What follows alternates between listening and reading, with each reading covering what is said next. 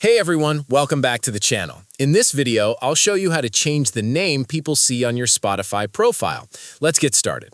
On Spotify, your actual username is a unique combination of letters or numbers that is automatically assigned to your account, and unfortunately, it cannot be changed.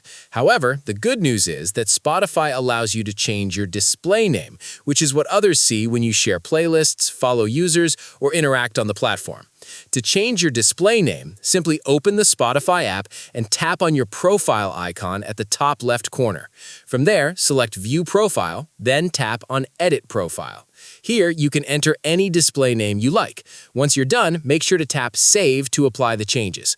Your new display name will instantly be visible to your friends, followers, and anyone you share content with, while your original username stays the same behind the scenes.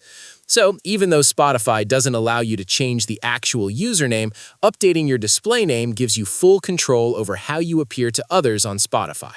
And that's all for this video. If you found this helpful, don't forget to like, share, and subscribe for more quick and useful tutorials. Thanks for watching, and I'll see you in the next one.